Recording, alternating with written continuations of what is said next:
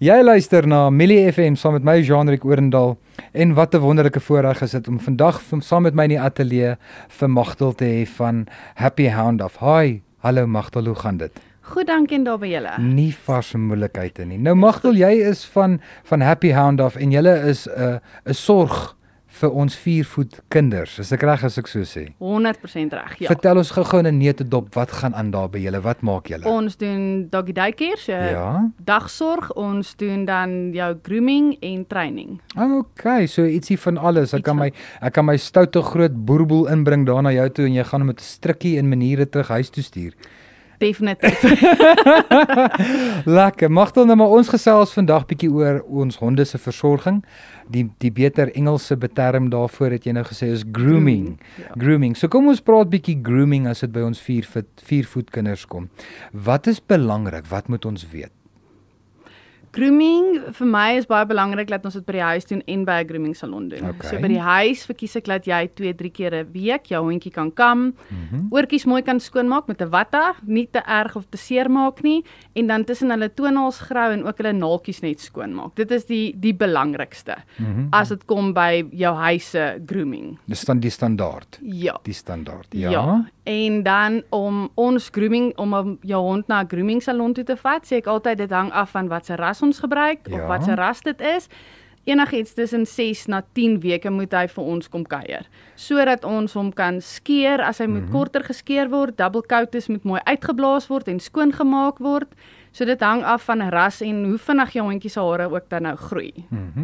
As ek daar mag inspring. As 'n ou bloemfonteiner weet ek, ons eerste reën het nou geval. En uit jare se ondervinding uit weet ek dat wanneer die eerste reën geval het, kort daarna is die winter op ons. So die winter is, as ek nou my visueel kan gebruik, is so ver, ek wys my Ja. vingers so 'n paar sentimeter uit mekaar uit, is die winter so ver van ons af. Hoe moet ek my hond se versorging nou toepas, waar dit warm is, maar ook met die wetende dat die winter om die draai van ons af is? Wat is die norm, wat is die regte ding om daar te doen? So as jou hondjie moet geskeer word, sal ek sê skeer hom nou, sodat dit is nog warm genoeg dat hy kan geskeer word, maar sy haartjies gaan ons 'n rukkie vat om te groei. So teen die tyd wat dit nou lekker uitgegroei is, dan is ons alweer in winter en kan ons dit dan in 'n winterstyl sny of dit so hou. Meeste mense skeer nie hulle honde in die winter nie, want hulle voel dit hou hulle warm. Warm, ja. Die double-coated honde, sê ek altyd natuurlik, moet ons aanhou. Maak nie saak of dit winter of somer is nie, jy moet 2-3 maal 'n week jou hondjie kam, toonaaltjies doen, ore doen, en hy moet ten minste elke 6 of 10 weke inkom vir sy undercoat hare uitblaas, sodat dit nie matted raak nie, laat dit kan koud wees as dit moet koud word en warm, want dit reguleer hulle. Double coat reguleer letterlik ons honde se hare. En dit was nou een van my vrae eintlik gewees, is wat is 'n double coat en skeer julle double coats? Ons keer glad nie meer double coats nie, behalwe as daar 'n mediese rede is. Jou mediese rede gaan jou veearts vir jou sê, jy moet hom na 'n groomer toe vat of die veearts sal hom skeer. So dit sal ek doen, maar dit gaan gewoonlik van hulle kry sere of hotspots, so dan moet ons hulle skeer sodat daai gesond as daar 'n billike rede is. Ja. Okay. Anders te skeer ek glad nie, want ons moet hulle temperatuur kan reguleer. Of hulle moet hulle temperatuur kan reguleer. En hulle het al 2 hare nodig. So daar's 2 stelle hare. Hulle gewone hare en dan hare wat bietjie fyner is in die somer of in die winter bietjie dikker is. Maar dit mat maklik. So dit maak maklik klossies, klonte. So ons moet dit gereeld uitkam sodat dit kan of warm bly of koel bly. En as ek nou my hondekind by julle kom aflaai, wat gebeur met grooming, met die versorging? Praat ons gou vinnig daardeur asseblief. As jy jou hondjie net by my afgelaai het, ons het nie hokke nie. Ja. So hulle gaan eers bietjie grasperk toe, die wat gewoond is aan maatjies. Hulle gaan grasperk toe, hulle ryk bietjie, hulle doen bietjie hulle dinge daar. Dis letterlik net dat jou maat jou nou net afgelaai in 'n vreemde plek. Net dat jy kan asemhaal en ryk waar is jy en wie is ons? As jy nie gewoond is aan 'n hokkie nie, dan aan 'n honde nie, dan sal ek altyd sê ons sit jou in die grooming salon, laat jy bietjie daar ryk en net bietjie gemaklik word.